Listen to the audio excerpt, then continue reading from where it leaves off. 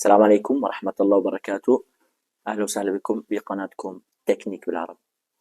قبل ما تحضروا مباراة الأردن والإمارات خليني أوضح إشي بسيط. هاي مش مباراة، هاي ساحة تصفية. في منتخب داخل البطولة مفكر حاله فريق كبير، بس ولا مرة أثبت حجمه الحقيقي لما الجد يحكي.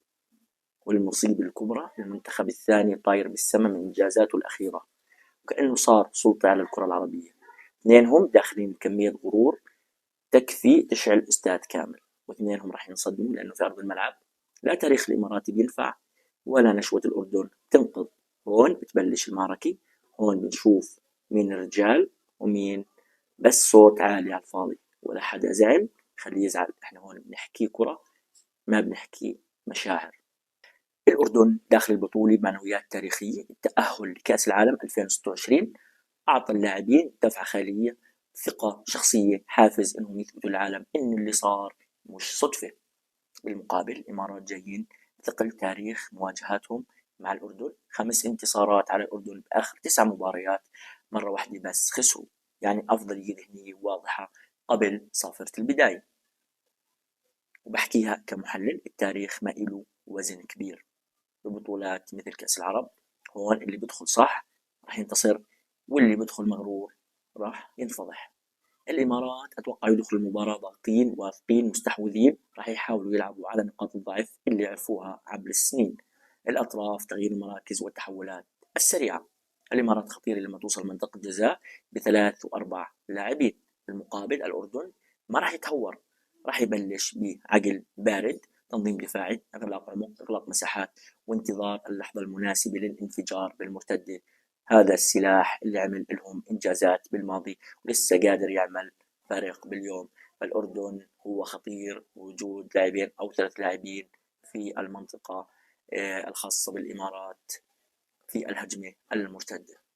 لهيك هاي المباراة مش مباراة عضلات، هاي مباراة ذكاء. التحول التحول التحول، اللي يربح التحولات بين الدفاع والهجوم هو اللي راح يسيطر على المباراة. الإمارات تكسر الهجمة، تبني بسرعة خطيرة. الأردن بخطف الكرة، بضرب بالمرتدة، خطير جدا جدا. هذا مفتاح المباراة، هذا اللي راح يكتب نتيجة اللقاء. الإمارات عندها ثقة، احنا فزنا عليكم قبل. الأردن عندها ثقة، احنا أقوى من أي وقت مضى. الإمارات خبرة، استحواذ، سجل مواجهات فردية. الأردن روح، حارس تاريخي، دفاع منظم.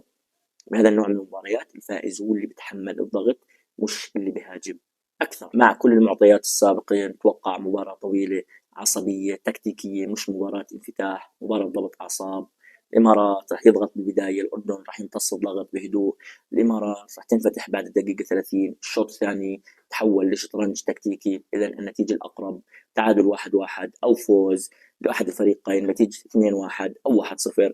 لكن لو سجل الأردن أول الإمارات راح يعاني كثير كثير. لكن عندنا نقطة ضعف بالمنتخب الأردني، وهي إنه إذا انضغط راح يتراجع كثير للخلف. في المقابل في نقطة ضعف عند المنتخب الإماراتي، وبفقد التركيز خاصة بالدقائق الأخيرة من كل شوط أو من كل مباراة. لذلك إذا شفنا أهداف أعتقد راح نشوفها بالدقائق الأخيرة ضد المنتخب الإماراتي.